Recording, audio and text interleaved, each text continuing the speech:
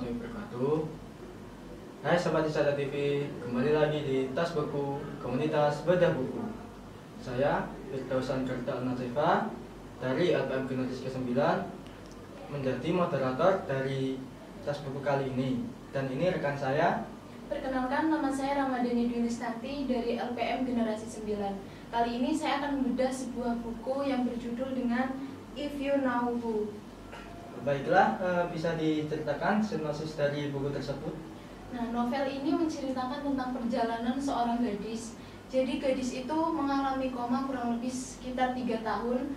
Kemudian dari orang-orang di sekitarnya seperti teman-temannya, sahabatnya itu tidak ada yang tahu persis bagaimana keadaan dari gadis itu. Bahkan temannya menganggap bahwa Vanilla ini, seorang gadis ini itu telah meninggal dunia. Tapi kenyataannya tidak. Vanilla ini sedang berjuang mempertaruhkan hidupnya, yaitu antara hidup dan mati. Untuk lebih lengkapnya bisa ditonton video berikut ini. Identitas buku, judul buku If You Know Who, penulis Indrianti, penerbit Lovel Label, penyunting Larasari Fitriani, diterbitkan pada tahun 2018, jumlah halaman 352 halaman. Tentang penulis, Indrianti lahir di Balikpapan pada tanggal 8 Oktober 1999. Dia adalah seorang movieaholic dan juga novelaholic. Ia menggilai es krim dan juga apapun yang berbau green tea. Hobi menulisnya lahir sejak ia masih SD dan mendapatkan ide secara spontan seperti saat melamun, berada di tempat umum, menonton film, membaca, mendengarkan musik, serta dari curhatan orang-orang di sekitarnya. Dalam menyalurkan hobi menulisnya, Indrianti menerbitkan karyanya melalui situs Wattpad yang saat ini pengikutnya sebanyak 89.000 pengguna. Dan ia telah membuat 4 cerita yang beberapa sudah diterbitkan. Novel ini menceritakan tentang seorang gadis cantik yang mengalami koma kurang lebih selama 3 tahun. Selama ia koma, tidak ada satupun dari teman-temannya yang mengetahui kebenaran tentang keadaan gadis yang bernama Vanilla ini. Waktu yang begitu lama menjadikan teman-teman Vanilla beranggapan bahwa Vanilla telah meninggal dunia, tapi kenyataannya tidak. Vanilla masih ada dan sedang berjuang mempertaruhkan antara hidup dan matinya. Tubuhnya terbaring di atas bed rumah sakit. Bagaimana keadaannya, Dok? Pria berusia 45 tahun, aksen Perancisnya terdengar sangat kental kepada dokter keluarganya. Ia sedang memeriksa keadaan gadis berbaring lemah menggunakan stetoskop yang tergantung di lehernya. Masih sama seperti kemarin, jawab dokter. Alex menghela nafas. Jawabannya masih sama seperti kemarin. Tak hanya ia yang merasa kecewa, istri dan anak laki-lakinya pun demikian. Gadis itu sedang berada di antara hidup dan mati.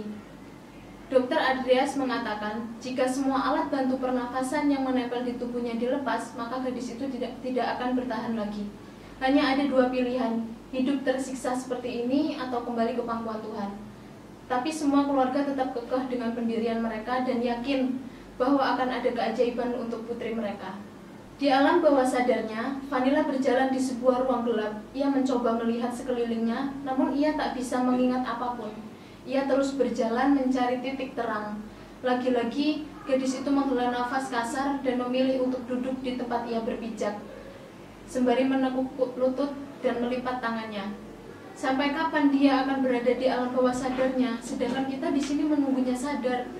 Hanya ada 2 pilihan, membiarkannya hidup seperti ini atau membiarkannya kembali ke tangan Tuhan. Gadis itu mendongak ke atas, seperti mendengar 2 orang yang sedang berbicara serius. Halo, apakah ada orang di sana? Tetap tidak ada jawaban, tapi suara itu kembali didengarnya. Aku yakin ada keajaiban untuknya. Dengarkan dan ikuti. Cepatlah sadar, di sini banyak orang yang menunggumu untuk kembali. Dengarkan dan ikuti. Lama berperang dengan batinnya, akhirnya gadis itu memutuskan untuk mengikuti suara yang tiba-tiba terdengar lagi di telinganya.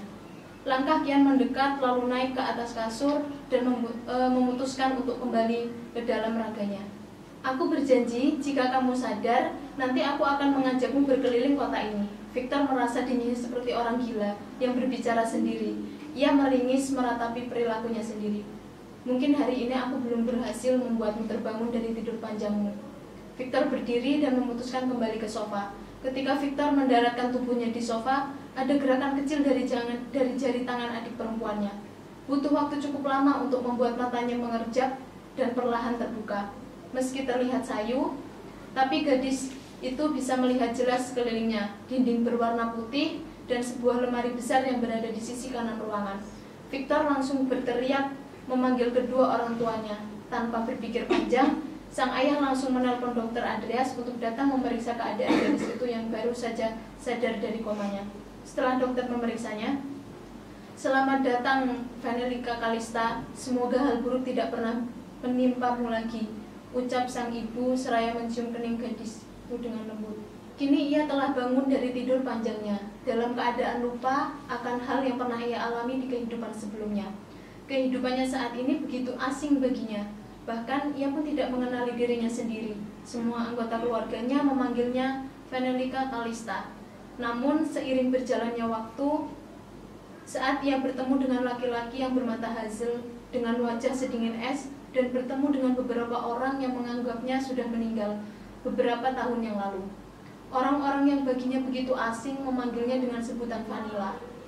Hingga pada akhirnya, ia pun mulai merasa ganjil dengan kehidupan yang ia jalani saat ini, sehingga ia mulai memecahkan teka-teki dalam kehidupannya.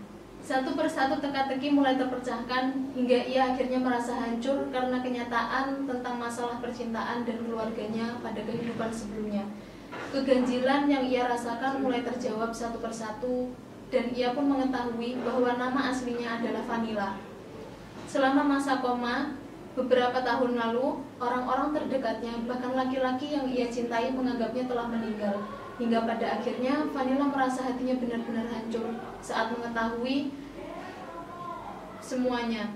Dan laki-laki yang dulu ia cintai di kehidupan sebelumnya kini telah dijodohkan dengan saudara kembarnya yang bernama Vanessa. Waktu terus berlalu dan menyembuhkan luka batinnya hingga akhirnya ia mampu berdamai dengan kenyataan dan hidup bahagia dengan keadaan yang telah membaik. Kelebihan dari novel ini menurut saya sangat bagus dan banyak digemari oleh anak-anak remaja. Sampulnya juga begitu menarik. Ada nilai-nilai yang menarik tentang ketegaran dalam menjalani kehidupan yang begitu keras. Kekurangannya terlalu banyak alur flashback sehingga membuat pembaca kurang menikmati cerita. Bagi pembaca yang belum membaca novel sebelumnya akan merasa bingung karena novel ini adalah kelanjutan dari novel yang berjudul If You Know Why. Demikian berita buku kali ini. Jika ada yang tanyakan, bisa tulis di kolom komentar di bawah ini. Jangan lupa like, komen, dan subscribe channel Iksada TV. Wassalamualaikum warahmatullahi wabarakatuh.